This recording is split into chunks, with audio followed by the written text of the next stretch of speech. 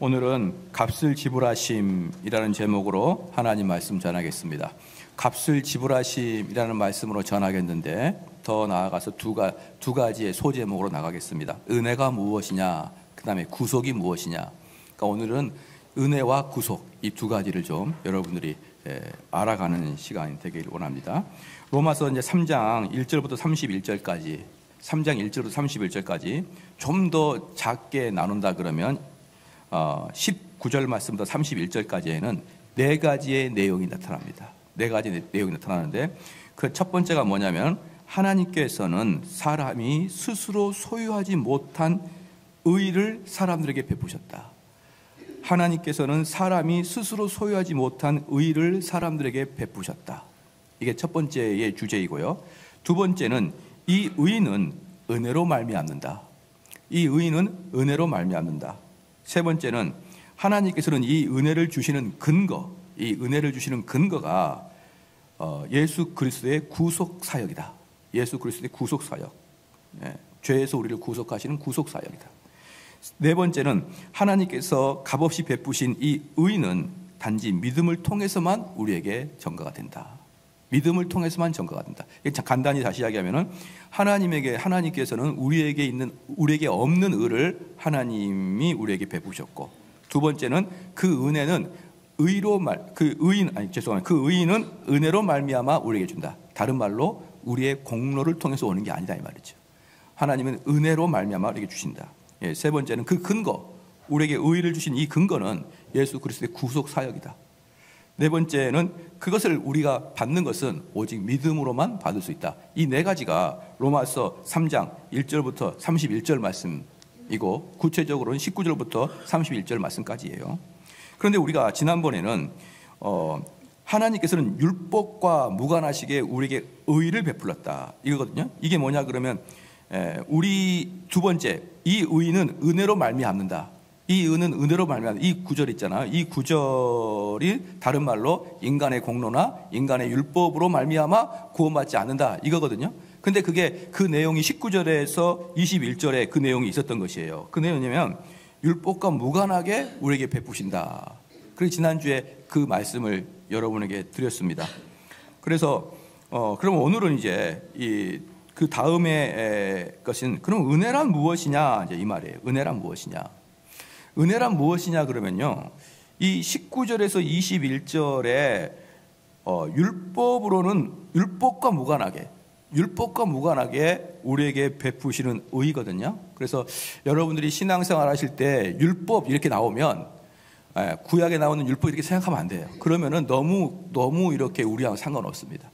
신약에서 나오는 율법 그러면 항상 뭘 생각하라 했습니까? 착한 일, 선한 일, 우리의 어떤 공로 이렇게 생각하면 되거든요. 그렇기 때문에 지금 여기서 19절에서 21절까지 말하는 것은 뭐냐면 율법과 무관하게 우리에게 오는 의, 이건 뭐냐면 우리의 선행과는 상관없이 우리에게 오는 의, 이걸 이렇게 보면 쉬울 거예요. 그러면 그게 이제 은혜란 뭐냐? 쉽게 말하면 우리의 성과, 우리의 행위와 우리의 공로와 관계없이 우리에게 값없이 주시는 게 은혜인 것이죠. 그러니까 우리가 하나님께 부름을 받았을 때, 우리가 하나님부터 은혜를 받았을 때가 언제냐? 그럴 때가 바로 우리가 죄악 속에 있었을 때였습니다. 한번 봐볼게요. 로마서 한번 봐봅시다. 로마서 5장을 한번 봐볼게요.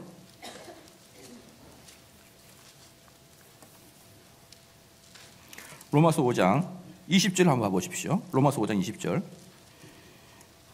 율법이 가입한 것은 범죄를 더하게 하려 함이라 범죄를 더하게 함이라. 그러나 죄가 더한 곳에 은혜가 더욱 넘쳤나니. 그러니까 지금 우리가 은혜를 받고 우리가 하나님께 은혜를 받을 때가 언제냐? 죄로 아주 넘쳐날 때 우리가 은혜를 받았단 말이에요. 그러니까 우리가 죄로 아주 넘쳐날 때 은혜를 받았다는 것은 뭐냐면 저와 여러분의 선행의 모습을 보면서 은혜가 주어지고 안 주어지고가 아니라 내 상태랑 관계없이, 즉 제가 선을 행하고 있든지 제가 악을 행하고 있든지 관계없이 오는 게 은혜예요. 여러분 이게 이해가 되십니까? 이게 이해가 돼야 여러분 율법주의를 탈피할 수 있는 거예요. 사람들은 우리의 행위와는 관계없이 하나님이 은혜를 주신다 이렇게 말을 해요. 이건 뭐 쉽게 말할 수만 있을 수 있죠. 그런데 내가 죄악 속에 있는 순간에도 하나님이 나에게 은혜를 주신 것을 멈추지 않는다. 이것은 약간 또 다른 각도로 이야기할 때는 약간 멈칫거리거든요. 근데 우리가 행위로 말미암지 않는 의다, 이건 뭐냐면 우리가 죄악 속에 있을 때에 은혜가 온다 이 말이에요. 또는 죄악 속에 없을 때도 은혜가 오는 것이고 죄악 속에 있을 때도 은혜가, 그러니까 우리의 행위와 아무 관계가 없다 이 말이에요. 자, 그러면 이제 여기에서 이제 우리가 그러면 은혜를 깨달을 때 가장 중요한 게 뭐냐 그러면 어떤 사람만이 은혜를 받느냐? 그럼 은혜를 받는 사람의 조건이 있어요. 그게 뭐냐 그러면 자기가 얼만큼 큰 죄인인가를 아는 자만이 은혜를 받는 것이죠. 예컨대 이런 것입니다. 언제 물이 가장 귀합니까? 한 뜨거운 여름날 운동장에서 축구를 열심히 하다가 목이 타들어가는데 그때의 한 모금의 물은 정말 생수 아니겠습니까? 그런데 우리가 이미 물을 다 먹고 이 마음이 평정한 상태에서 먹는 물은 고문이죠. 한 몇 년 전에 저희가 그 한참 유행했던 게 뭐냐면 몸이 이 건강해지려면 하루에 7잔 이상의 물을 먹으라고 할 때 그건 저는 고문이었어요. 그 2잔까지는 모르겠는데 7잔을 먹는 것 자체가 뭐 헛구역질이 나오고 아주 힘들었거든요. 이미 물이 됐어요. 내 마음에 이미 물이 찼습니다. 그러면 그 다음의 물은 고문인 것이에요. 그것처럼 마찬가지로 우리 성도들의 마음이 이미 평정 상태에 들어가게 된다 그러면 그 다음부터 하나님의 은혜는 고문입니다. 언제가 진짜 하나님의 은혜냐 그러면 정말 내가 정말 의미가 없는 존재라는 것을 깨달을 때 그 하나님의 그 은혜가 큰 거예요. 그렇기 때문에 하나님의 은혜를 받는 사람의 특징이 뭐냐 그러면 자기 자신이 얼마나 무익하고 얼마나 무의미하고 얼마나 나쁜 사람인가를 깨달으면 깨달을수록 그 은혜는 크고, 그럼 여기서 정반대로 하나님의 은혜를 절대로 못 받을 사람이 있는데 그게 누구냐 그러면 자기 의에 가득 찬 사람이에요. 그렇기 때문에 하나님께서는 우리에게 은혜를 주실 때 우리의 행위를 보고 주시지 않는단 말입니다. 우리가 악을 행하든지 우리가 선을 행하든지 그것은 하나님이 우리에게 은혜를 주시는 것에 아무 문제가 없는 거예요. 그렇기 때문에 내가 죄악 속에 있다고 해서 하나님의 은혜가 멈추는 게 아닙니다.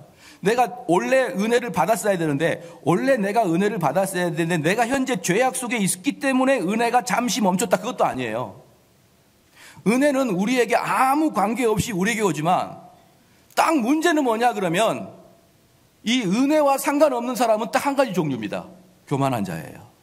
이미 내가 평정하다, 내가 이미 먹었다, 내가 이미 선줄로 안다, 이러는 자에게는 결코 은혜가 들어갈 장소가 없는 것입니다. 사랑하는 성도 여러분, 왜 그렇게 성경에서는 겸손을 그렇게 강조하고 왜 그렇게 성경에서는 교만을 그렇게 자꾸 패망의 선봉이나 이야기하냐 그러면요, 교만은 지옥 갈 제1범죄거든요. 이것은요, 악한 마귀가 우리 인간에게 가장 손쉽게 우리는 인간을 넘어뜨리고 우리 인간이 끝까지 우리 자신을 버리지 못하는 거, 우리 끝까지 내 몸에서 버리지 못하는 게 교만이에요. 그래서 아마 여러분은 많이 보실 거예요. 내가 저 사람은 정말 공부도 많이 하고 높은 자리에 올라가서 야 참 교만할 만해. 그럼 교만한 거예요. 그래서 저 사람은 아무것도 없는 거예요. 뭐 아무것도 없는 거예요. 그래서 저 사람도 교만합니다. 가진 것이 없는데도 교만하고 가진 것이 있어도 교만합니다. 그게 인간인 거예요, 여러분. 목사님, 저는 별로 저 자신에 대해서 그렇게 주장하지 않고 저 자신을 그렇게 교만하지 않습니다 라고 이야기하는 사람도 잘 들어보십시오. 내가 얼마나 교만하냐 그러면요, 평상시엔 잘 드러나지 않다가도 누군가가 나를 딱 건들면은 부르륵 화가 나는 것이 교만하기 때문에 화가 나는 것입니다. 그 자체가 나는 당신에게 이런 대우를 받을 수 있는 그런 존재가 아닙니다 라는 뜻이에요. 그렇기 때문에 우리 보편적인 사람들은 평정적인 상태에서는 내가 교만한 것 같지도 않고 겸손한 것 같지도 않고 그저 평범한 것 같지만 내가 딱 극단적인 문제, 결정적인 문제, 내 인격의 문제, 내 기분의 문제에 딱 접근하고 들어가고 치고 들어오면요, 대부분의 사람들은 바르르 떨어버려요. 그래서 저희 교회, 특별히 제가 목회하는 목회 철학의 1등이 뭐냐? 자기 부인입니다. 자기 부인이에요. 이게 사랑하는 성도 여러분, 은혜를 받는 사람의 인격입니다. 은혜를 받아 누리는 사람들은 자기 부인을 하는 사람들만이 은혜를 받아 누리는 것이지, 자기 부인이 아닌 자기 의, 자기 공로, 자기의 선행, 자기가 했다는 어떤 그 자부심, 이런 것이 있으면 있을수록 그 자리에는 하나님의 은혜가 들어가지 못하는 것입니다. 그래서 우리는 이 은혜를 값없는 은혜다라고 표현합니다. 우리는 아무것도 할 수 없는 건데. 근데 문제는 뭐냐 그러면 재밌는 게 있어요. 21절까지는요. 이제는 율법 외에 하나님의 의가 나타났으니 율법과 선지자들에게 증거를 받은 것이니라. 이렇게 하면서 율법의 역할을 21절에 끝냅니다.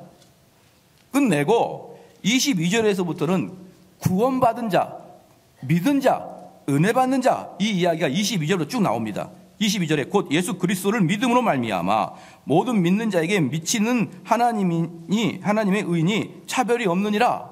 이렇게 나와 있어요. 그 다음에 24절에 그리스도 예수 안에 있는 구속으로 말미암아 하나님의 은혜로 값없이 의롭다 하심을 얻는 자 되었느니라. 25절에도 화목의 제물 이렇게 나가면서 22절부터 쭉 구원 얻는 자, 구원 얻음의 결과 이런 걸 쭉 보여주고 있습니다. 그런데 놀라운 것은 이렇게 구원 얻는 자의 모습을 쭉 보여주면서 갑자기 23절에 약간 이해하기 어려운 구절이 들어가 있는데 모든 사람이 죄를 범하였음에 하나님의 영광에 이르지 못하더니 갑자기 죄의 얘기가 나와요. 그러니까 이미 19절에서부터 21절까지 제가 지난주까지 얼마나 많이 우리의 죄에 대해서 이야기했습니까? 그렇죠. 로마서 1장부터 시작해가지고 3장 여기까지 계속 우리의 죄를 이야기했습니다. 이방인의 죄, 유대인의 죄, 심지어 제사장의 죄 전부 다 죄를 이야기한 다음에 그렇게 죄를 이야기하고 그 다음에 21절을 근거로 마지막으로 율법이 이런 역할을 한다고 하면서 22절부터 구원받은 사회의 삶을 딱 들어가는데 곧바로 23절에 죄를 또 이야기합니다. 사랑하는 성도 여러분, 성경은 말입니다. 그 구절 하나가 엄청나게 의미가 있고 그 구절 하나가 진리예요. 그런데 또 하나, 그 구절이 배열되는 것 자체도 진리입니다. 성경은 우리가 감동에 의해서 시를 쓰듯이 쓰는 게 아니고 철저히 하나님에 의해서 계획되어서 썼기 때문에 그 단어 사용, 문장 배열, 문장에 속해 있는 어느 구조 이 자체에서도 우리에게 진리를 말씀해 주고 있는 거예요. 그러면 왜 19절에서부터 21절까지 죄에 대한 율법에 대한 이야기하고 심판에 대한 이야기하다가 22절에 구원에 대한 이야기라고 또 23절에 죄에 대한 이야기가 나오느냐? 여기 놀라운 진리가 숨어 있는데 구원 얻는 자는 항상 이런 죄의식 갖고 살라 이 말입니다. 구원 얻는 자는 나는 이제 해방되었네. 나는 평강이네. 사랑하는 성도 여러분, 나는 평강이네. 나는 해방되었네. 그러는 사람에게는요 더 이상 진리가 들어갈 자리가 없어요. 더 이상. 하나님의 은혜가 우리를 구원시켰어요. 근데 그게 얼마나 감격스러운지 존 뉴턴은 그것을 Amazing Grace라 했습니다. Amazing Grace. 야, 놀랍도다 이 은혜. 하나님이 나 같은 죄인을 구원해 주다니 놀랍도다 이 은혜. 이게 얼마나 큰지 Amazing입니다. 그런 사랑하는 성도 여러분, 왜 뉴턴은 평생을 살아가면서 그 찬송가 가사처럼 그 하나님의 은혜가 어메이징일까요? 매일매일 자기가 죄인이라는 걸 깨닫고 또 깨닫고 깨닫고 또 깨닫고. 그런데 우리는 어떻습니까? 이미 옛날에 구원을 끝내버리고 지금은 구원에 대한 어메이징이 없는 거예요. 그냥 정말 놀라운 하나님의 은혜라고 이야기는 하지만 그건 겨우 립서비스에 불과합니다. 실질적으로 하나님이 나를 구원해 줬다는 것에 대해서는 이미 오래전에 잊어버렸고 지금의 우리의 삶은 어떻습니까? 우리 자녀 문제, 우리 가족 문제, 부부간의 문제, 그런 건강의 문제, 사업의 문제 이런 것들 때문에 골머리 앓고 그런 것들이 문제가 하나 해결될 때마다 감사합니다 하나님이 내 기도 응답했군요 그러지 실질적으로 내가 은혜를 통하여 값없이 받은 은혜 때문에 여러분은 어메이징하고 있느냐 이 말입니다. 이게 안 되는 이유가 23절이었기 때문이에요. 23절이었기 때문에 어메이징하지 않습니다. 제가 처음에 신대원 들어갈 때 뭘 알았겠습니까? 아무것도 모르고 신대원 들어갔는데 제 친구 전도사, 그땐 전도사 한 명이 저에게 책을 전달해 줌으로 책을 하나 줌으로 저는 그때야 그 비로소 개혁주의라는 게 이거구나 라는 걸 깨달았어요. 개혁주의 이거구나 깨닫고 그때부터 저는 그 개혁주의나 청교도 책을 탐독하기 시작했습니다. 신대원 2학년 때부터 시작해가지고. 그런데 그때 제 친구 지금 목사님이지만 그분이 저한테 딱 한 권을 던져주면서 그 다음부터는 잠재적 경쟁자이기 때문에 더 이상 알려주지 않았습니다. 그리고 제가 계속 탐독하는 것에 대해서 대단히 경계했고, 제 느낌이 그래요. 그분의 마음은 제가 모르겠지만 제 느낌은 그랬습니다. 대단히 탐독한 것을 경계했고, 더 나아가서 어떠냐 그러면은 제가 이상한 설교를 해도 잘했다고 했던 거예요. 참 설교가 좋다. 근데 제가 그때의 설교를 보면은 전혀 성경적이지가 않았거든요. 근데 참 잘했다. 근데 이러한 것을 보면서 이분이 내가 성장하는 것에 대해서 부담감을 갖고 있구나, 이렇게 느낌을 가졌죠. 그런데 어쨌든 그런 관계로 쭉 오는데, 그 친구가 저에게 책을 한 권 선물했다는 이유만으로, 내가 이 책을 당신에게 줌으로 말미암아 당신이 개혁주의를 맛을 봤다는 그 이유만으로 지금까지 전화해서 고기 사 그래요. 안 사면은 너 언제부터 네가 개혁주의라 그러냐, 너 어릴 때 기억을 못하냐, 이러면서 고기 사. 20년 이상을 여러분, 그 친구가 저한테 고기 사, 밥 사, 용돈 보내, 성교비 보내. 그러다 너무 화가 나가지고 안 보냈더니 동네방네 돌아다니면서 은공을 차버렸다고 소문내고 다녀서 또 사줬어요. 여러분, 그 친구는 저에게 책 한 권 준 것만으로도 20년을 읊어먹습니다. 책 한 권 준 것만으로. 그리고 저는 역시 여전히 그래도 비록 작은 거지만 그걸 받았기 때문에 저는 그분에게 지금도 감사해요. 근데 여러분, 하나님이 여러분을 구원해 줬다면서요? 그럼 하나님 입장에서는 20년이 아니라 2000년, 2억 년을 읊어먹어도 부족합니다. 그리고 우리는 그 하나님이 우리에게 네 인생 나한테 다 바쳐, 너의 전 마음을 나한테 다 줘, 이렇게 할지라도 당연히 하나님은 이것을 저에게 원할 수 있는 그런 분입니다. 할렐루야. 이게 어메이징 글레이스예요. 하나님이 나에게 베풀어 준 것은 내 친구가 나에게 책 한 권과 준 권과는 비교도 할 수 없을 만큼 그 큰 은혜를 주시고 그 구원을 주셨는데, 그 구원만으로도 여러분 만족해야 됩니다. 그런데 우리는 아니잖아요. 이미 오래전에 그 구원의 만족은 사라지고 우리의 삶의 희로애락 때문에 웃거나 울거나 한숨 쉬죠.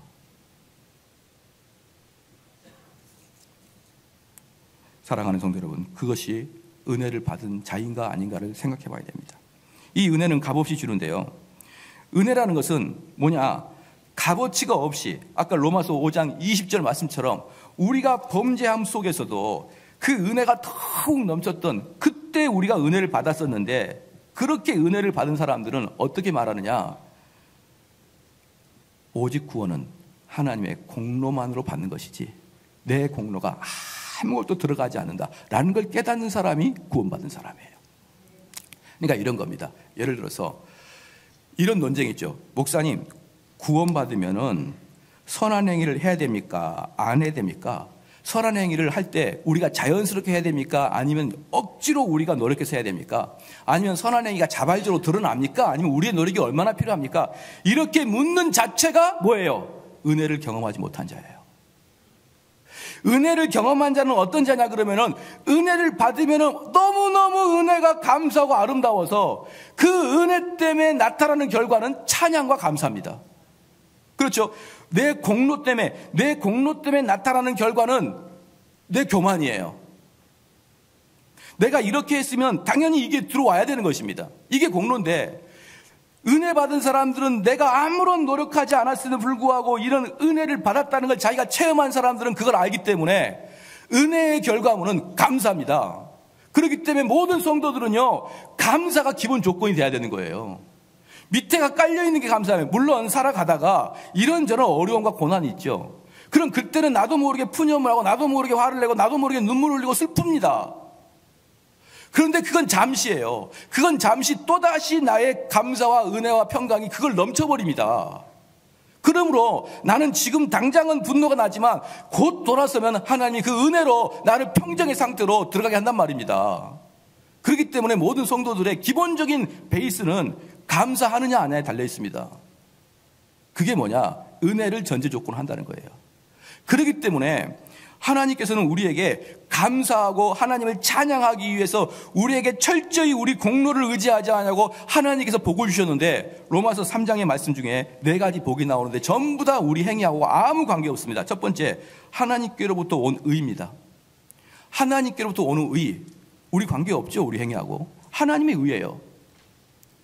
이건희 회장의 돈, 우리랑 아무 관계가 없잖아요. 그 사람이 열심히 해서 그 사람이 돈 번 거예요. 그것처럼 하나님의 의, 나하고 아무 관계 없어요. 나의 행위하고.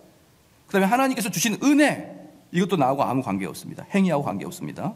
세 번째, 값없이 주신 구속, 값없이 주신 구속, 이것도 우리 행위와 아무 관계 없습니다. 네 번째, 칭의, 행위와 무관합니다. 이 모든 것들이 사랑하는 성도 여러분, 우리 행위와는 무관합니다. 믿으시기를 주의로 축원합니다. 구원은 처음부터 끝까지 무료입니다. 그리고 바울은 로마서 3장 24절에 그 목적을 분명히 두고 있습니다. 그리스도 예수 안에 있는 구속으로 말미암아 하나님의 은혜로 값없이 의롭다 하심을 얻는 자 되었느니라. 이게 바울이 말하고자 하는 핵심이에요. 값없이 의롭다 하심을 얻었느니라. 그러므로 은혜를 받을 만한 사람은 자기가 얼마나 미천한 자를 깨닫는 자고, 은혜와 상관없는 사람들은 자기 의의를 그렇게 드러내고 주장하는 자인들입니다. 저는 여러 가지 직장을 가진 분들에게 좀 충고를 해주고 싶은 게 하나 있는 게 뭐냐 그러면요, 특별히 직장 중에 기자들을 저는 충고를 해드리고 싶습니다. 기자들은 근본적으로요, 정의를 드러내는 사람이에요. 정의를. 즉 틀린 것을 밝히고 옳은 것을 드러내는 사람입니다. 그래서 그 기자 때문에 우리들은 무엇이 잘 됐고 무엇이 못 되는 것을 충분히 우리는 배울 수가 있어요. 참 고마운 분이죠. 그러나 그 사람 영혼은 망해갑니다. 왜? 그 사람은 습관적으로 정의를 부르짖으니까. 그 사람들은 습관적으로 정의를 부르짖고 그 사람은 습관적으로 도덕적 윤리를 주장하기 때문에 그 사람 영혼은 점점 황폐하게 되어갑니다. 사랑하는 성도 여러분, 우리 성도는 그렇게 정의를 드러내는 게 성도가 아니에요. 성도는 자기 부인이 성도입니다. 성도라는 것은 자기 죄의식이 있는 것이 성도고, 성도라는 것은 내가 그리스도 앞에 무릎 꿇겠다는 게 성도인 것입니다. 나를 주장하고 이것이 옳고 이것이 바른 것이니까 나를 따르라, 이렇게 하는 것은 이 세상의 장군이 하는 것이고 이 세상의 지도자가 하는 것이고, 교회에서 가르쳐지는 것은 그렇게 정의를 외치는 게 아니라 내가 정말로 죽을 사람입니다. 내가 정말로 하나님께 벌받아 천벌받아 마땅한 사람입니다 라고 고백하는 것이 교회인 것을 믿으시길 주님 축원합니다. 그게 바로 은혜예요. 은혜는 값없이 왔다. 그럼 이제 두 번째 뭐냐면, 이 하나님이 이 주시는 은혜를 주기 위해서 그 근거가 뭐냐? 그게 바로 구속입니다. 그게 바로 구속이에요. 그래서 오늘 두 번째 큰 제목은 바로 구속을 이야기하고 있는데, 우리 예수님에게는 호칭이 몇 가지가 있죠.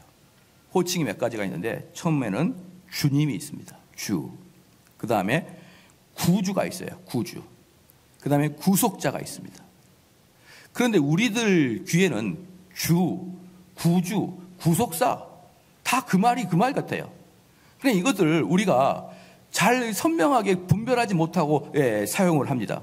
그러나 우리는 항상 하나님과 예수 그리스도를 선명하게 알아야 됩니다. 선명 알아야 되는데 영어로는 전혀 달라요. 주는 로드입니다. 그렇죠? 그 다음에 구주는 세이비어예요. 그럼 구속자는 누구냐? 리디머입니다. 리디머. 영어로는 전혀 달라요. 리디머. 그러니까 영어로 보면 전혀 다르는데 한글로 보면 구주, 구속자 이렇게 하니까 그분이 그분인가 보다. 다 예수님을 이야기하겠지 이렇게 생각하는데, 이렇게 생각하면 사랑하는 성도 여러분, 우리가 하나님을 알아가는데 현격하게 문제가 발생해요.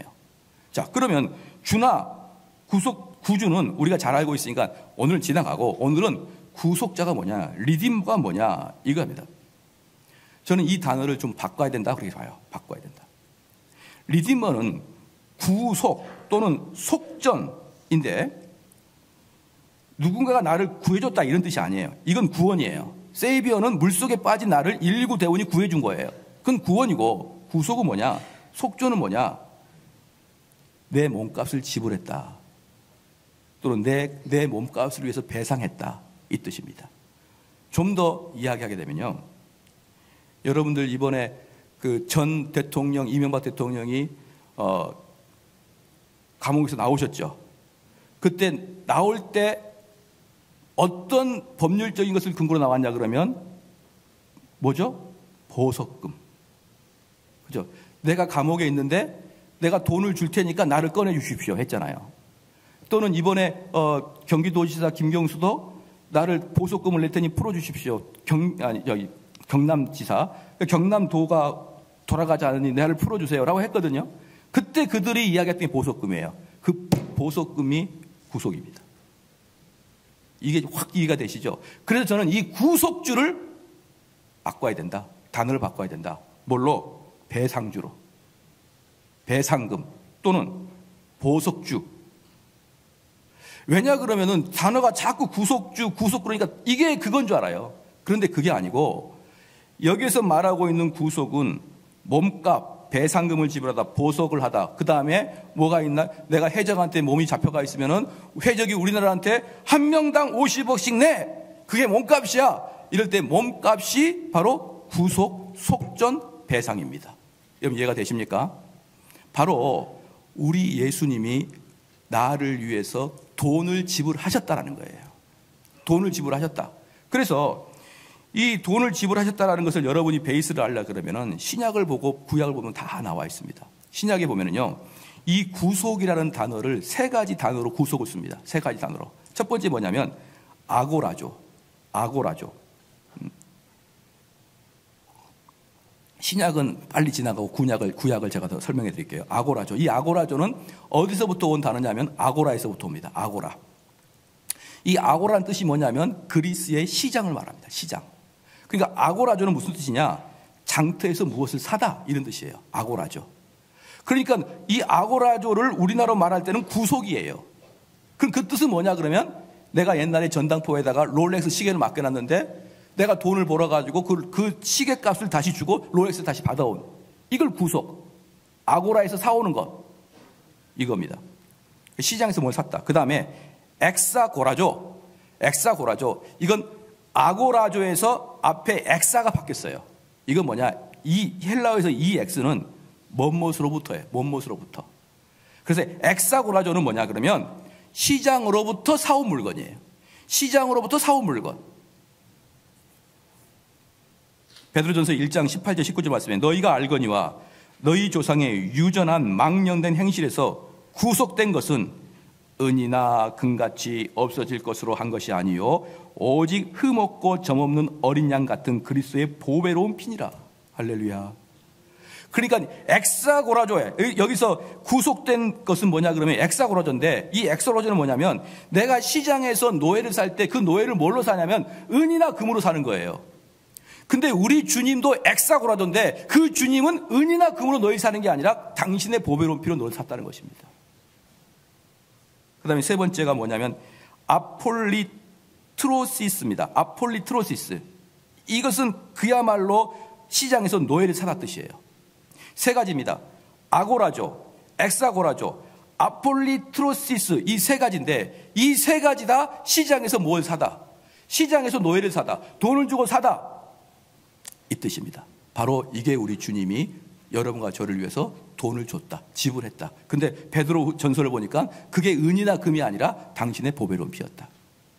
자, 이제 이게 구약에서도 나타납니다. 이 신약은 여기까지만 하고 구약을 좀 더 많이 설명하고 여러분 지나가겠습니다. 구약에서는 이 구속이라는 단어가 두 가지 용어로 나오는데 그게 첫 번째 뭐냐면 코페르입니다. 코페르. 코페르. 또 하나 두 번째는 고엘입니다. 고엘. 아마 고엘이라는 단어는 들어봤을 건데 코페르는 처음 들어봤을 거예요. 코페르라는 단어는 이런 겁니다. 옛날에요, 이스라엘 사람들은 무조건 눈에는 눈, 이에는 이입니다. 그래서 내가 누군가를 죽이죠? 그럼 저도 사형을 당해야 됩니다. 그런데 부지불식간에 사람을 죽였을 때 사형당하는 것은 너무 지나치잖아요. 그래서 부지불식간에 사람을 죽였을 때는 두 가지 구제책이 있습니다. 하나는 뭐냐 그러면 도피성으로 뛰어가서 도피성 안에 들어가는 거예요. 그러면 내 친인척이 이 사람 때문에 죽었으면 이 사람을 잡아다가 죽일 수 있는 권한이 생기는데 이 사람이 뛰어가가지고 도피성을 가게 되면은 도피성 안에서는 재판을 받을 때까지 이 사람을 처벌하지 못합니다. 그럼 이 사람이 도피성 안에 제사장이 있는데 그 제사장이 일단 그 사람을 재워주고 먹여주고 그리고 이 사람이 도망왔던 장소로 가가지고 설문조사를 하는 거예요. 탐문조사를. 얘가 진짜 얘하고 관계가 어땠느냐 이런 걸 다 탐문조사한 다음에 정말로 죽일 마음이 없는데 죽였다. 그러면 그 사람을 죄 용서를 해줍니다. 그 대신 도피성 안에 죽을 때까지 살아야 돼요. 즉 목숨은 보존하지만 도피성이 감옥처럼 돼 있는 것이죠. 예를 들어서 이런 거죠. 둘이서 나무를 하고 있는데 둘이서 한참 나무를 하고 있는데 내 도끼자루가 도끼가 날아가지고 앞에 이마를 딱 쳐서 죽은 거예요. 자, 그럴 때는 전혀 내가 죽일 의도가 없었는데 어쨌든 죽었지 않습니까?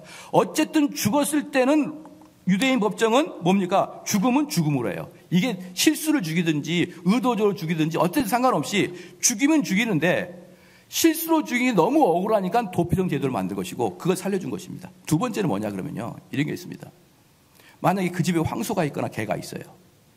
근데 이 황소가 풀어놨는데 지나가는 사람을 들이받아가지고 죽었습니다. 그럼 그것도 사형이에요. 그것도 사형인데 문제는 뭐냐 그러면 아니 그건 사형이 아닙니다. 그것은 보상을 해줘야 돼요. 보상을 해줘야 되는데 문제는 뭐냐 그러면 이 황소가 원래부터 빨간색만 보면 흥분하는 황소야. 원래부터 이놈이. 그렇기 때문에 그런 걸 잘 알고 있는 주인은 얘를 잘 묶어놔야 되는데 잘 묶어놓지 않게 되므로 흥분해가지고 빨간색 입은 사람을 쳐 죽인 거예요. 이럴 때는 사형입니다. 이럴 때는. 그러니까 만약에 이놈이 원래는 순진했었는데 갑자기 흥분해가지고 죽인 것은 사형이 아니지만 원래부터 난폭한 애를 관리를 못해가지고 죽였을 때는 사형에 처합니다. 또 예를 들어서 개를 키웠는데 그 개를 난폭한 개가 사람을 뜯었어요. 그것도 사형에 들어갑니다. 자, 이럴 때 문제가 뭐냐 그러면 내가 살인을 할 마음을 가지고 살인하는 거하고 내가 내 동물을 잘 관수 못해 살인하는 것은 전혀 다르잖아요. 그래서 얘네들한테도 구제책을 허락합니다. 뭐냐? 원래는 너가 사형인데 너가 살인할 의도가 있어서 살인했으면 그냥 재판 끝내서 사형인데 요건 너를 사형시키기에는 좀 네가 억울하겠다. 그러면 피해자 유가족한테 가가지고 협의해라. 그럼 그 유가족이 마음이 풀릴 때까지 돈을 주든지 아니면 노동으로 그걸 떼워라. 그렇게 협의가 되면 너를 죽이지 않겠다. 이게 코페르입니다. 코페르예요. 그러니까 이 코페르는요, 예수 그리스도의 구속사역을 정확하게 보여주고 있는 거예요. 왜? 그분의 보배로운 피의 속전이 아니면 우리는 죽게 되는 것이거든요. 우리는 죽게 되는 거예요. 그래서 오히려 신약에서보다 구약에서 우리 주님의 속전의 예화를 더 구체적으로 드러놓은 것입니다. 또 하나 있습니다. 이게 코페르고 두 번째는 고엘입니다. 이 고엘은 뭐냐면요, 유대인들의 토지 제도를 좀 여러분이 이해할 필요가 있어요. 유대인들은요, 그 토지가 자기의 노력으로 얻어진 게 아니고 여호수아 시대 때 가나안을 정복해가지고 그 통째로 땅을 다 공짜로 차지한 거예요. 그렇죠? 그러니까 그 땅은 너희들의 땅이 아니고 누구 땅입니까? 하나님의 땅이라는 겁니다. 하나님의 땅. 이건 너희들이 노력해서 얻은 게 아니고 하나님이 얻은 것이기 때문에 이 땅은 절대로 남들한테 양도하거나 팔거나 그러지 말라. 이건 너희들 땅이야. 이렇게 한 것입니다. 그럼 문제가 있는 게 뭐냐면 이스라엘 전체를 12토막을 내가지고 맨 아래는 유다 지파, 베냐민 지파, 에브라임 지파 이렇게 다 구역을 나눠줬어요. 구역을 나눠줬거든요. 우리나라로 말하면 전라남북도가 유다 지파예요. 전라남북도가. 근데 그 유다 지파가 뭐가 문제냐? 또 다른 지파가 뭐가 문제냐? 내가 거기에 살고 있는데 여성인데 내 땅의 지분이 어느 정도 있었습니다. 근데 내가 만약에 유다 지파였다가 베냐민 지파로 시집을 간다.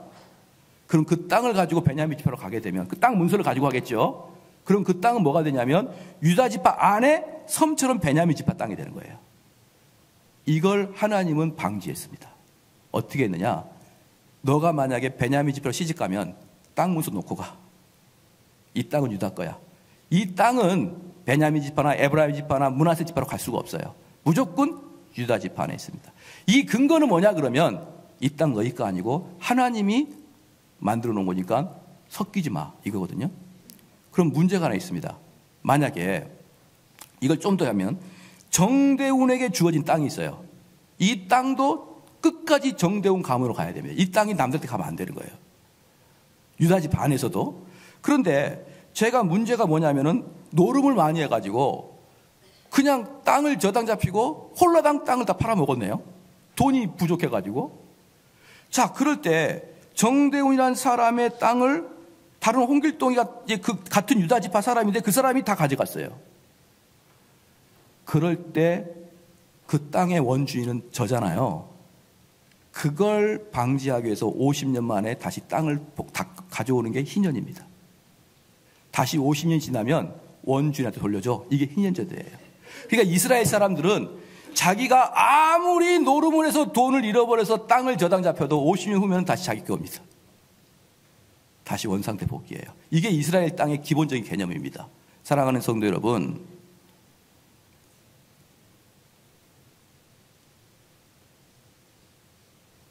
이 땅의 개념을 여러분이 잘 이해하시고 오늘 이 고엘 제도를 봐야 됩니다.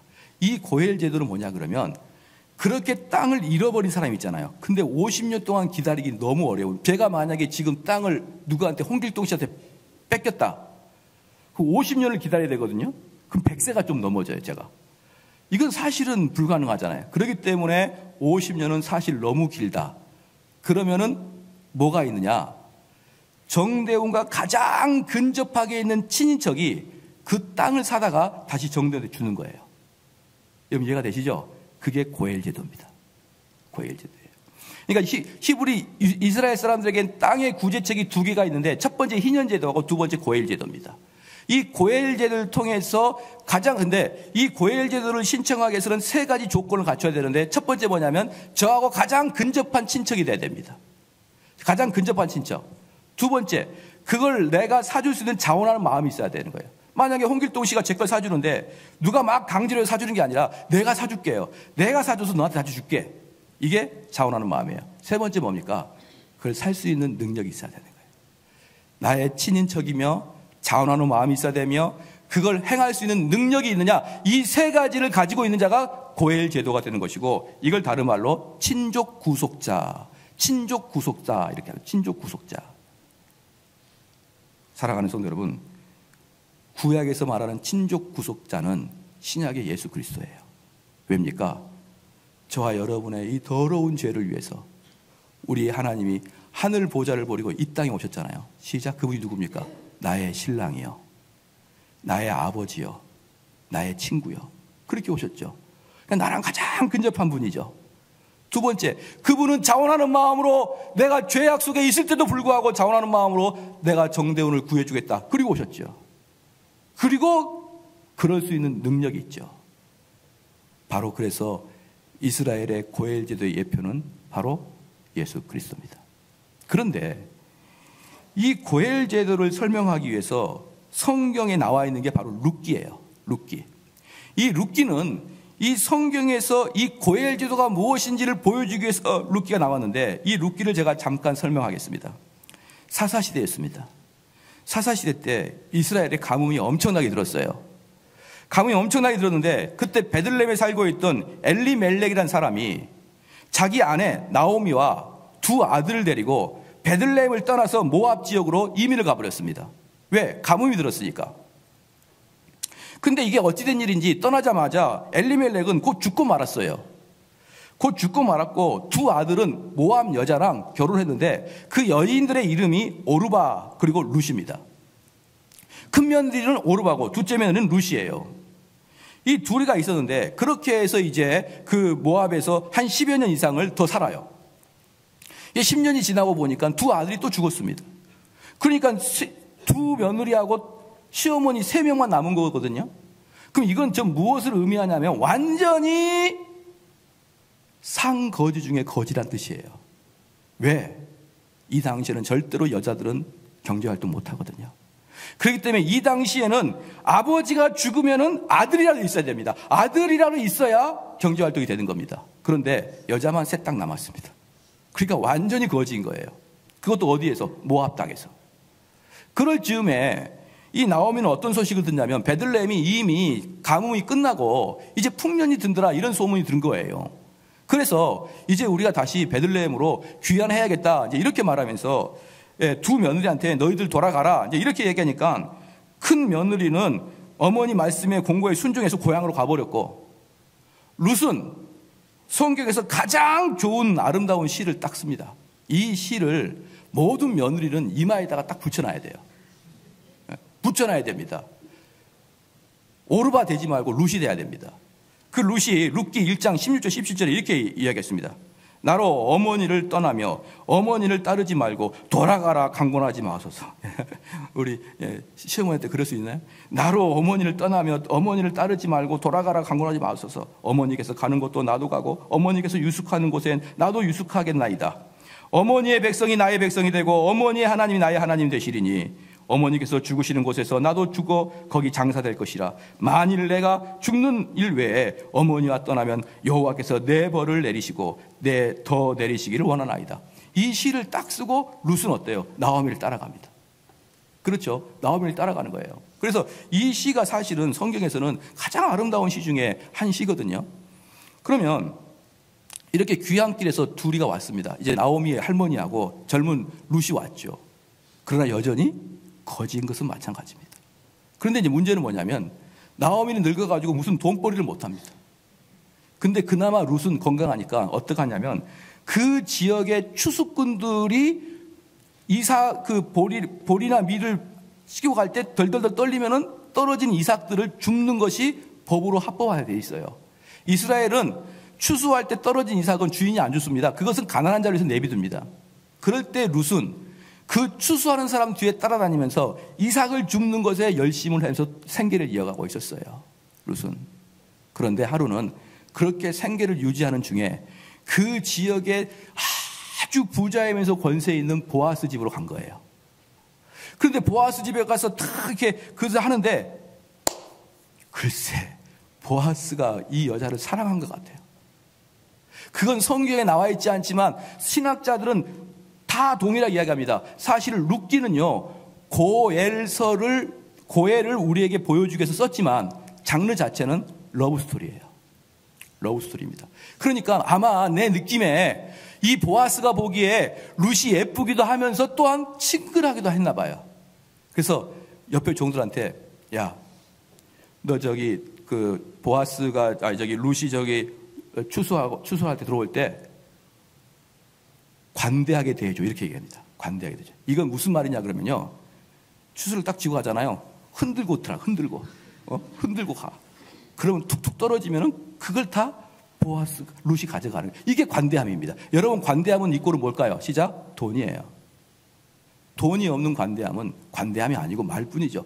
어쨌든 보아스가 룻한테 이렇게 흔들어대면서 가져갈 수 있도록 체계를 해주고 그 다음에 결정적으로 보아스가 룻한테 여기에서 계속 일해 이렇게 했습니다.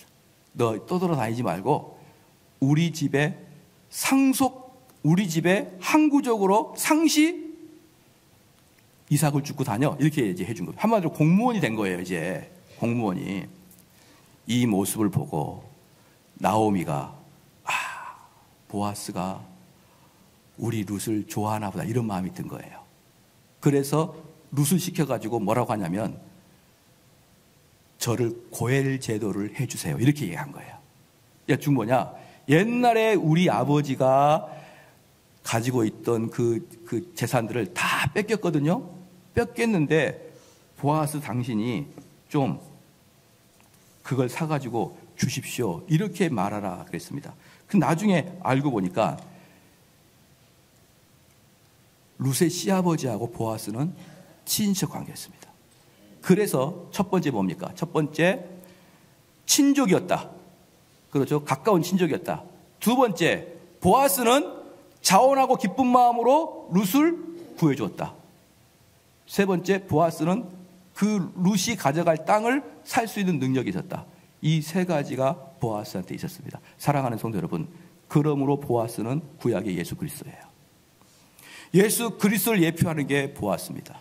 많은 사람들이 우리 좀 오래 혼자서 사시는 분들이 우리 권사님들이 가끔 저에게 목사님 보아스 좀 소개해 주세요 그러거든요. 보아스는 별로 없어요. 그리고 여러분은 룻이 아니고 룻도 아닌데 보아스를 소개해달라고 하면 어떻게 합니까? 보아스는 엄청난 재력가거든요. 엄청난 능력가고 엄청나게 인자한 자고 그런 분들은 이제 거의 없다고 보면 되는 것이죠. 그런데 어쨌든 우리 예수님은 그런 보아스잖아요. 그래가지고 룻과 보아스가 결혼하고 되므로 그 밑에서 태어나는 아이가 오벳이고 오벳의 아이가 이세고 이세의 아이가 다윗입니다. 즉 보아스와 룻은 다윗의 증조 할머니 할아버지 됩니다. 대단하지 않습니까, 여러분? 자, 그래서 이 말씀에 제가 결론을 말씀드릴게요. 룻이 한 일이 뭡니까? 룻이 한 일이 뭐예요? 아무것도 없습니다. 그저 모든 것은 다 누가 한 겁니까? 보아스가 다 한 거예요. 그리고 룻은 그것을 은혜로 받은 것입니다. 할렐루야. 여러분 구원이 뭔지 아십니까? 왜 구속자 예수 그리스도를 아는 게 중요하냐면요, 우리 주님은 왕도 있고 우리 주님은 구원주도 있고 구속사가 있는데, 우리 예수님이 주라고 말할 때, 예수 그리스도 나의 주라고 말할 때 나는 예수님에게 순종하겠다, 그런 소망을 가져야 됩니다. 우리 예수님은 나의 구원자라고 할 때 예수님은 나를 구원하시는 분이다 라는 걸 가져야 돼요. 그럼 구속사라는 뜻이 뭐냐? 우리 예수님은 나를 위해서 모든 걸 성취하셨어.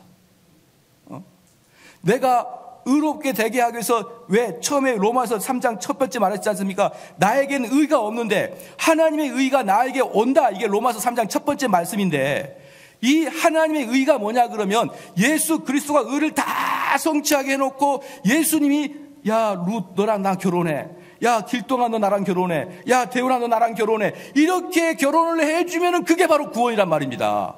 그래서 여러분들이 구원은 누구에게서 나옵니까? 구원은 나로 말미암지 나오지 아니하고 오직 우리 주 예수 그리스도 통해서 구원이 나오는 거 여러분 믿으시죠? 그러므로 우리의 삶은 어떻게 되냐면 나를 쳐다보면 되는 게 아니에요. 나는 왜 이렇게 죄를 많이 짓지? 나는 왜 이렇게 나쁜 놈이지? 나는 왜 이렇게 믿음이 없지? 이걸 여러분 쳐다보면 안 되고, 우리는 예수 그리스도를 계속 쳐다봐야 되는데 예수님의 어떤 면을 쳐다봐야 되냐 그러면은 구속자 예수를 봐야 되는 거예요. 나를 위해서 율법을 지키고 나를 위해서 고난을 당하시고, 심지어 베드로전서 아까 말씀 보니까 너희를 구원하기 위해서 나의 보배로운 피로 구원하였다라고 말하지 않습니까? 그 십자가에 달리신 예수님을 바라보고 묵상하고 항상 생각하고, 그럼 여러분 속에는 점점 나는 없어지고 예수 그리스도 가득 찬 거예요. 근데 어떤 예수님입니까? 구속자 예수님이에요. 야, 나는 이미 다 끝났어. 나는 이미 하나님께서 나에게 구원해 주셨어. 하나님의 그 의가 나한테 오신 거야. 예수 그리스도 나를 대신 다 했어. 그럼 나타나는 게 뭡니까? 시작. 감사함이 나타나는 거예요. 감사함이. 감사합니다. 감사합니다. 보아스한테 끝까지 룻이 뭐라고 했어요? 감사합니다. 감사합니다. 나 원래 거지였는데, 우리 그 가문의 유산도 다 찾아주고 당신이 결혼해져가지고 이 모든 유산도 나 것이 되니 감사합니다. 룻은 끝까지 감사하죠. 그때 룻이 보아스한테 나 뭘 보고 반했어? 내 눈동자 때문에 그래? 이게 말이 됩니까? 그 보아스가 뭐라 할까요? 너를 긍휼히 여겨서 내가 그랬다. 예수님이 그러신 거예요. 너를 긍휼히 여겼어. 마지막 예를 들고 마치겠습니다. 존 뉴턴이라는 사람이 있어요. 존 뉴턴이라는 사람이 1700년도 사람인데 청교도 목사입니다. 그런데 그 사람은, 뉴턴은 어릴 때 가정이 아주 믿음의 가정에 태어났습니다. 그래서 그 아버지 어머니로부터 아주 말씀을 강하게 공부시켰고 그 다음에 강하게 암송을 했어요. 그런데 불행하게도 6살 때 엄마가 돌아가십니다. 그러니까 아버지는 돈을 벌어야 되니까 이 아버지가 이 아이를 키울 수 없으니까 자기 친척의 집에다가 아이를 맡겨놨어요. 근데 그 집이 기독교를 혐오하는 집이었습니다. 그러니까 존 뉴턴은 경건한 그리스도인 집안에서 갑자기 뜨거운 물에서 찬물로 쑥 들어간 거예요. 기독교를 혐오하는 집안이었습니다. 근데 그게 그렇게도 싫었었는데 물이 들어가는 겁니다. 그래서 이 사람 마음에도 기독교에 대한 혐오가 나기 시작하는 거예요. 그 즈음에 친척들이 하도 눈치를 주고 그러니까 집안을 탈출해가지고 몰래 도망갑니다. 그리고 어디로 가냐면 해군으로 입대합니다. 근데 해군 입대인데 그냥 입대가 아니라 정식 군인이 아니라 수수병으로, 인턴으로 들어가는 거예요. 그런데 거기서 조금 이제 짬밥을 먹고 이러니까 좀 고참이 돼. 그 중에서 고참이 됐는데, 이 뉴턴이 얼마나 나쁜 놈이었냐 그러면요, 그 밑에 부하를 2시간 동안 쉬지 않고 욕을 한답니다. 2시간 동안. 그게 자기의 그 일색에 나와요. 2시간 동안 욕을 하는데 더 놀라운 거 뭐냐면 그 욕이 겹치지 않는데요. 이게 여기서 저는 너무 깜짝 놀랐거든요. 어떻게 겹치지 않는 욕을 2시간을 하지? 그렇게 하다가 이렇게 이제 그렇게 밑에 사람들을 그렇게 혼내고 갈구고 이제 그러다가 아유 이것도 재미없어 이러면서 나와서 아프리카로 갑니다. 해군을 떠나서 아프리카 가요. 근데 그 사람의 일대기에서 자서전에서 왜 자기가 아프리카로 가냐를 씁니다. 왜냐? 원 없이 죄지려고. 원 없이. 아프리카는 물건도 싸고 여러 가지가 싸지 않습니까? 그래 거기서 돈 별로 없으니까 엄청 거기서 죄 짓고 살려고 아프리카로 갔습니다. 그러다가 아프리카에서 죄를 짓고 놀고 있는데 그때 누구를 만나냐면 포르투갈 노예 상인을 만납니다. 그 노예 상인이라는 것은요, 노예 그 배 선장은요 얼마나 부자냐면요, 노예 하나하나가 엄청나게 돈이거든요. 그런데 그 노예를 잡으려면 엄청 큰 배와 또는 배 몇 대와 그 속에 노젓는 애들과 군인들과 엄청나게 많은 사람을 거느려야 되는 갑부입니다. 갑부. 포르투갈 노예상이. 근데 그 안에 이 존 뉴턴이 들어갔어요. 왜 들어갔냐면 해군 출신한 이유로 좀 잘할 것 같다 들어간 겁니다. 그런데 가만히 포르투갈 이 노예상이 존 뉴턴을 보니까 스마트해요. 그러니까 너는 노예하지 말고 노예상에서 하지 말고 우리 집 가정 총무가 되라. 꼭 요셉처럼. 그렇게 요셉을 자기 집안에 보내줍니다. 왜냐하면 그 집 자체가 어마어마하게 크고 종도 많고 사람도 많거든요. 이 관리를 해야 되니까. 그래서 들어갑니다. 들어갔는데 이 노예상의 아내가 누구냐면은 이 여인도 흑인이에요. 그러니까 노예로 잡혀왔는데 이 노예상이 머리가 좋아요. 왜? 모든 노예 중에 최고 마던 일을 딱 자기 신부로 삼은 거예요. 모든 노예 마던 일을. 그러니까 이 여인만 하나만 가지고 있으면 어때요? 모든 노예를 손쉽게 다룰 수가 있는 것입니다. 그런데 이 여인에게는 백인에 대한 분노가 차 있어요. 그래서 이 노예상 선장이 아프리카로 노예를 잡으려고 몇 개월, 짧게는 몇 개월, 길게는 몇 년을 항해를 갑니다. 그때가 되면은 존 뉴턴은 마저 죽습니다. 이 여인한테. 밑에 쫄자가 많잖아요, 부하가. 부하가 많으니까 맨날 때립니다. 그 예화를 보면 이런 게 있습니다. 그 유럽에는 질퍽질퍽 하거든요, 땅이 질퍽질퍽 하는데 거기다 점심 때 고기를 던져요, 고기. 탁 던지고 그 개처럼 먹어. 그래, 개처럼 먹다가 손을 잡으면은 죽도록 맞습니다. 그러니까 뻘하고 고기가 섞인 것을 먹는 거예요. 그것을 몇 년 합니다. 왜 몇 년 하냐면 끝나면은 밤에는 감옥에다 집어넣거든요. 딱 철창에 쌓아요. 도망가지 못하게 하고 이 흑인 여자가 모든 스트레스를 이 존 뉴턴한테 다 떨굽니다. 그러다가 기회가 돼가지고 존 뉴턴이 탈출합니다. 탈출해서 정글을 지나서 그 다음에 영국 상선을 탔는데 영국 상선을 타고 가는 도중에 풍랑을 맞습니다. 3일 동안 계속 풍랑을 맞을 때 그때 존 뉴턴이 내가 이러다 죽지 하고 한탄하고 있는데 갑자기 이 뉴턴의 머릿속에 그동안의 엄청난 죄악들이 막 떠오르기 시작하는 거예요. 자기가 어릴 때부터 지었던 죄가 막 떠오르는데 그 공포 속에서 그 죽음의 위험 속에서 그 죽음 때문에 두려워하는 게 아니라 이 죄 때문에 하나님한테 몸부림쳐서 용서해 주십시오라고 간곡하게 몸을 흔들면서 기도하기 시작했습니다. 그리고 그 배는 침에 당하지 않고 정박했어요. 그리고 뉴턴이 나올 때 완전히 다른 사람한테 나옵니다. 아, 할렐루야.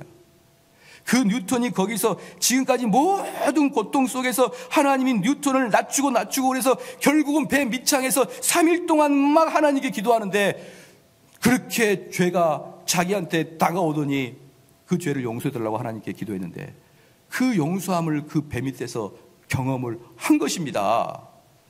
그리고 딱 영국에 나오자마자 뉴턴은 뒤도 돌아보지 않냐고 신학교를 나가서 목사가 됩니다. 그리고 뉴턴은 입만 열면은 은혜에 대한 설교를 합니다. 우리가 얼마나 하나님께 거저받았느냐, 우리가 얼마나 나쁜 죄인이냐, 나는 이렇게 나쁜 죄인이었는데 얼마나 하나님 나를 건지시느냐, 하나님 나를 찾아올 때는 내가 경건할 때 찾아온 게 아니라 내가 배 밑창에서 하나님께 바등바등 떨 때 찾아왔었다. 이렇게 얘기했습니다. 많은 신학자들이 그래요. 왜 뉴턴이 이렇게 은혜에 대한 설교를 자주 했을까? 왜 은혜에 대한 설교만 했을까? 사람들이 그렇게 평가합니다. 구원받은 자는 그렇게 할 수밖에 없다. 아, 놀라워요. 그래서 뉴턴의 시는 구원받은 자의 시예요.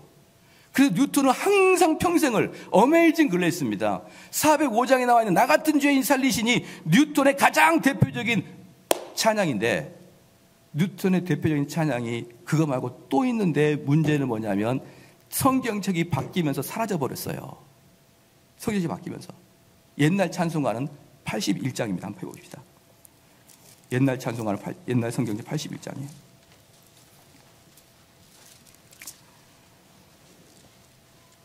그래서 오늘 예배를 끝나고 이 찬송을, 뉴턴이 그 죽음의 순간에서 썼던 시들을 찬송가로 했는데 왜 이 찬송이 사라져버렸는지 저는 너무나 안타깝고요. 그리고 뉴턴의 그 일대기를 보면서 야, 뉴턴 정말로 힘들었겠다. 그 중에 하나님을 만났다니 내가 너를 위해서 작사를 하고 너를 위해서 찬송을 만들게. 그 찬송이 80장입니다. 바로 앞에 거. 존 윌리엄 쿠퍼가 쓴 80장. 근데 이것도 새 찬송가에 안 들어갔습니다. 둘 다 청교도가 만든 건데 둘 다 빠졌어요. 너무 안타깝죠. 너무 안타깝죠. 이렇게 쓰면서 살아가는 성도 여러분, 일평생을 살아가는 거예요. 어떻게? 감사합니다. 감사합니다. 나를 이렇게 구원해 주셔서 감사합니다. 이 망극한 죄를 내가 어떻게 갚을까요? 어떻게 갚을까요? 이렇게 살아가는 게 바로 성도의 모습이에요.